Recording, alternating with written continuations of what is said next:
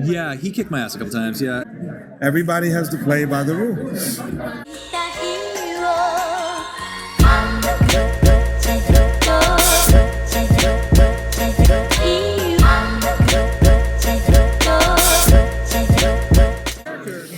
Man, so I play Alex Kane, the player. Alex Kane is he's an ex-FBI systems analyst. So he was the guy who would go in after the Marines or after the SEALs would go into a room, and he would analyze the situation, talk to the people that they captured.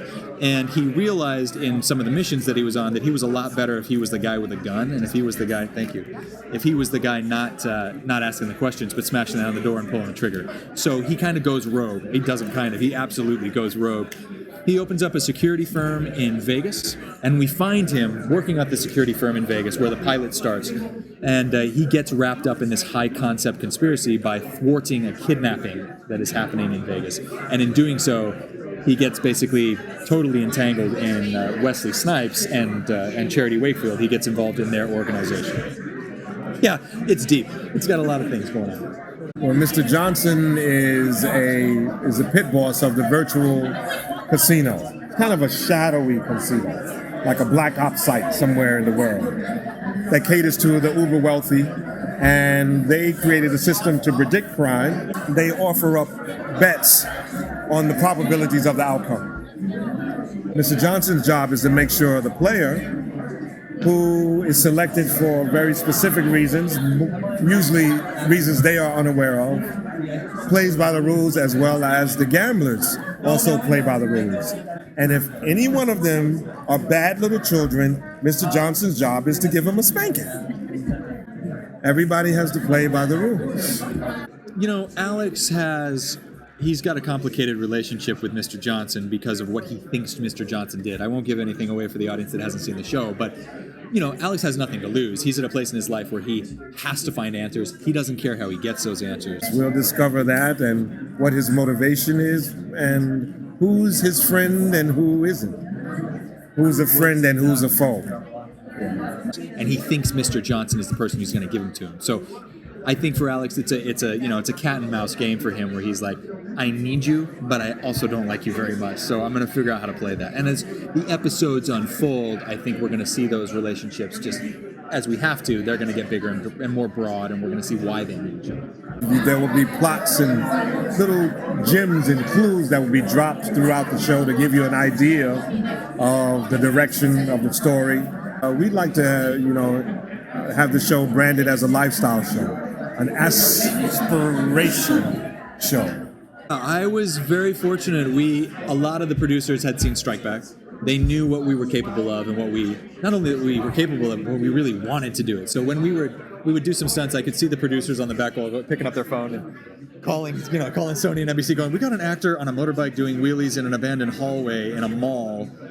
It's okay, right? This is all right. So we got as much. I got to do as much as I was allowed to do, and we're gonna keep pushing that boundary. We're gonna keep pushing that envelope. Places that you would like to go, worlds that you would like to see, worlds you would like to be in, clothes you would like to wear, cars you definitely want to drive,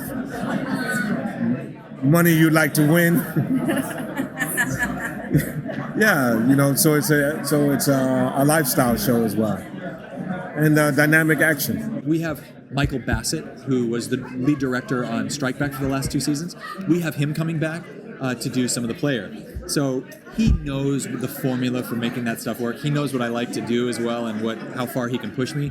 And so we're going to just try and grab what Strike Back did really well and throw it in front of a broader audience. And that audience is what NBC allows. They give us so much more. So we're excited to kind of really use that to our advantage. I say this because I come out of a repertory theater background where we were always developing a show, working on a show, and prepping for another show at the same time. That's kind of the cloth that I'm spun from. So I'm looking forward to getting back into it. And maybe this is a way for me to practice up, so when I get ready to go back to theater, my skills will be on point, What's really encouraging about NBC doing this is I think that they have figured that out. After years of a pilot coming out and then it getting canned after 1 or 2 episodes.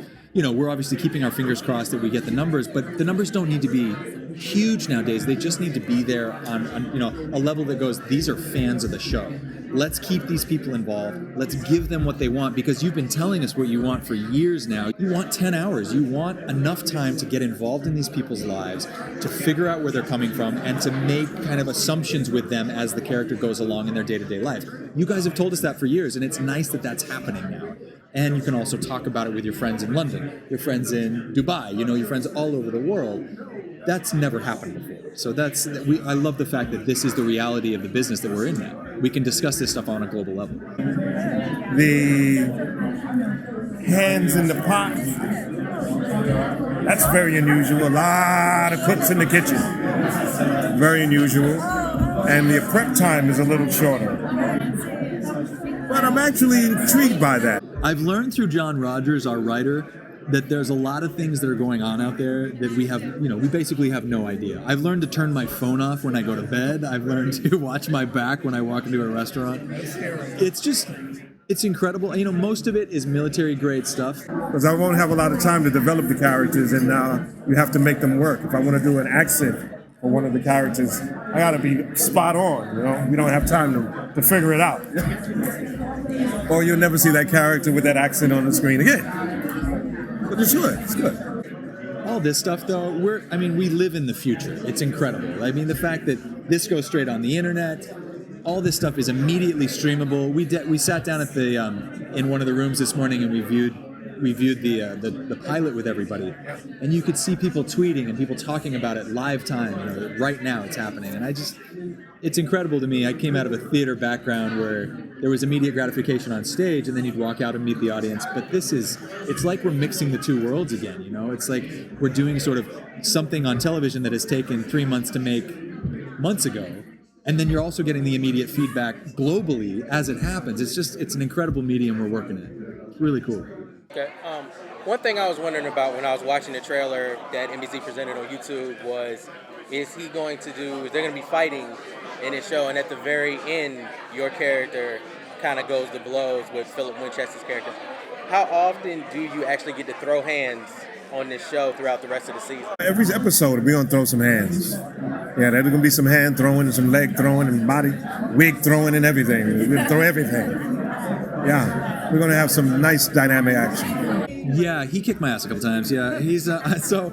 It'll be a waste, not for us not to do it, given who we have right there, in the shows.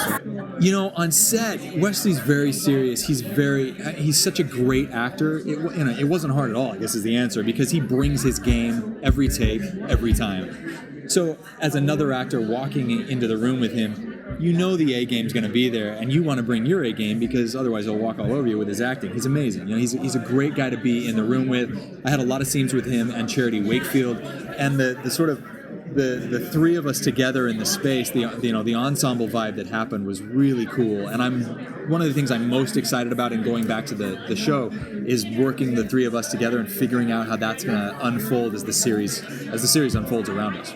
Does that require more energy with a television show than like when you shoot a movie and you do a scene and that's it? Well, we're going to have to be ahead of the game, and that means that, not as much partying because we're going to have to prep. And the challenge with doing action, especially if you need to do martial arts action or boxing action, is not so much doing it the first day.